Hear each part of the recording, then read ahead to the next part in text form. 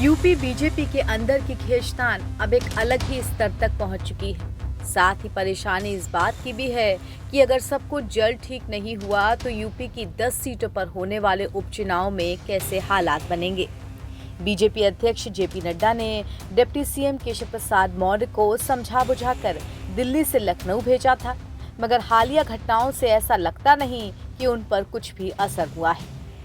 उत्तर प्रदेश सरकार के विभागों में आउटसोर्सिंग नियुक्तियों के संबंध में आंकड़े आने अब शुरू हो गए हैं। जानकारी के मुताबिक उत्तर प्रदेश सूचना विभाग में 676 में से 512 आरक्षित वर्ग के आउटसोर्सिंग के कर्मचारी हैं। इनमें से 340 सिर्फ ओबीसी वर्ग के हैं। ये संख्या 75% के आसपास है, जबकि अभी आउटसोर्सिंग में आरक्षण का नियम लागू नहीं हुआ है। महत्वपूर्ण बिंदु ये है कि आउटसोर्सिंग में नियुक्ति शासन के स्तर पर नहीं बल्कि विभाग के ही स्तर पर उसके द्वारा अधिकृत आउटसोर्सिंग एजेंसियां करती हैं।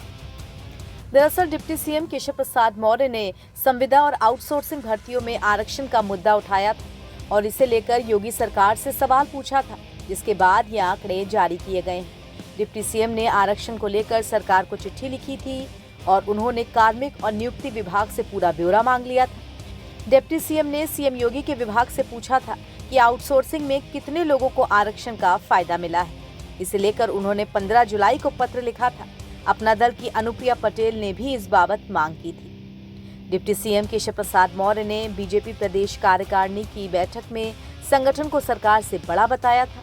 जिस दिन केशव ने बयान दिया था उसके अगले दिन ही केशव प्रसाद ने 2 मुद्दे उठाए थे।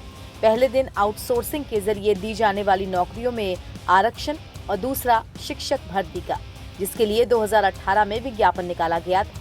यूपी की योगी सरकार पर आरोप लगे थे कि कॉन्ट्रैक्ट पर दी जाने वाली नौकरियों में आरक्षण की अनदेखी हो रही है, मतलब पिछड़े और दलित कोटे को रिजर्वेशन नहीं दिया जा रहा है। यूपी में अब सीएम योगी आदित्यनाथ और केशव प्रसाद मौर्य की तकरार तेज होती नजर आ रही है। यूपी बीजेपी अध्यक्ष भूपेंद्र चौधरी की मीटिंग कर रहे हैं, लेकिन वहां भी गुटबाजी ही हावी है और ये गुटबाजी सिर्फ पार्टी तक ही सीमित नहीं बल्कि इसका असर अब सहयोगी दलों पर भी पड़ रहा है। सीएम योगी ने आजमगढ़ में एक समीक्षा बैठक बुलाई थी।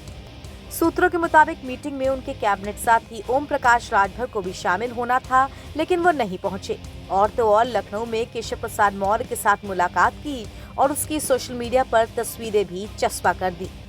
4 जून को लोकसभा चुनाव के नतीजे आने के बाद योगी आदित्यनाथ की तरफ से बुलाई गई मीटिंग में सिर्फ डिप्टी सीएम केशव प्रसाद मौर्य नहीं, इस मीटिंग से कई मंत्री दूर रहे थे और उसके बाद से ही सीएम योगी आदित्यनाथ और केशव प्रसाद मौर्य दोनों ही अपने अपने हिसाब से अलग अलग मुलाकातें कर रहे हैं, जो बीजेपी के लिए बिल्कुल ठीक नहीं लग रहा है। एनबीटी ऑनलाइन की रिपोर्ट।